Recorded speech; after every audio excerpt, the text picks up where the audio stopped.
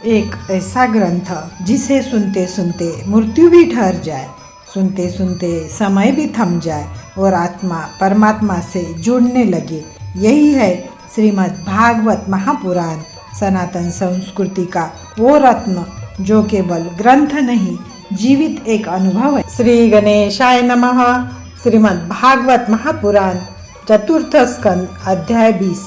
सुखदेव जी बोले, हे परीक्षित, राजा पृथु द्वारा स्तुति किए जाने पर श्री नारायण जी ने प्रसन्न होकर कहा, हे राजन, तुम्हारे सभी यज्ञ संपूर्ण हुए।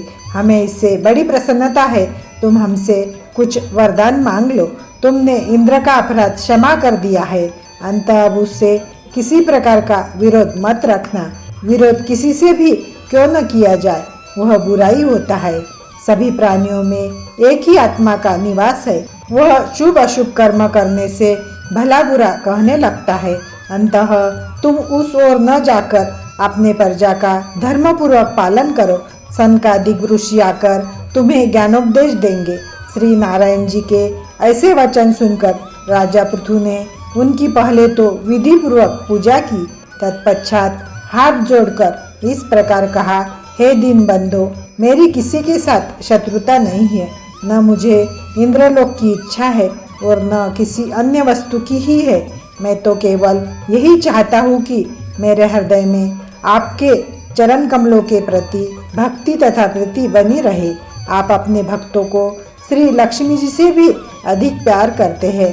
जिस मनुष्य ने अपनी भक्ति के सुख को प्राप्त कर लिया है, वह फिर किसी संसारी मोह माया में नहीं फंसता। अंत मुझे आपके चरणों की भक्ति तथा स्नेह की ही आवश्यकता है। राजा की ऐसी प्रार्थना सुनकर श्री नारायण जी ने अत्यंत प्रसन्न होकर कहा, हे राजन, तुम मेरे परम भक्त हो। अंततः तुम्हारी सभी मनोकामनाएं पूर्ण होगी। इस प्रकार वरदान देकर श्री नारायण जी वैकुंठ लोक को पधारे तथा ब्रह्मा जी भी अपने लोक को चले गए। तब राजा ने भी यज्ञ को संपूर्ण कर ऋषि मुनि तथा ब्राह्मणों को दान दक्षिणा देकर विदा कर दिया। तदनंतर राजा पृथु इंद्र से मैत्री भाव रखकर धर्म एवं नीतिपूर्वक प्रजा का पालन करने लगे। उनके शासन में ब्राह्मणों तथा ऋषि मुनियों ने भी कभी भी किसी पर क्रोध नहीं किया।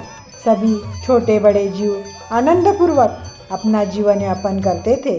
कुछ समय पश्चात राजा पृथु ने अपने मन में यह विचार किया, यदि हमारे राज्य में चारों वर्णों के सभी छोटे बड़े लोग श्री नारायण जी का स्मरण एवं कीर्तन करें तथा अशुभ कर्मों का परित्याग कर साधु ब्राह्मणों की सेवा करें तो बहुत अच्छा रहेगा। ऐसा निश्चय कर उन्होंने सातों द्वीपों के राजाओं, ऋषि मुनियों, महात्माओं, ब्राह्मणों तथा चारों वर्णों के लोगों को निमंत्रण भेजकर अपने यहाँ बुलवाया। कुछ दिनों में जब वे सब एकत्रित हुए, तब राजा ने उनका बहुत आदर सत्कार किया। वे सब भी राजा का आतिथ्य ग्रहण कर अत्यंत प्रसन्न हुए। इति श्रीमद् भागवत महापुराण सुखसागर कथा, चतुर्थ स्कंद, अध्याय 20 समाप्त।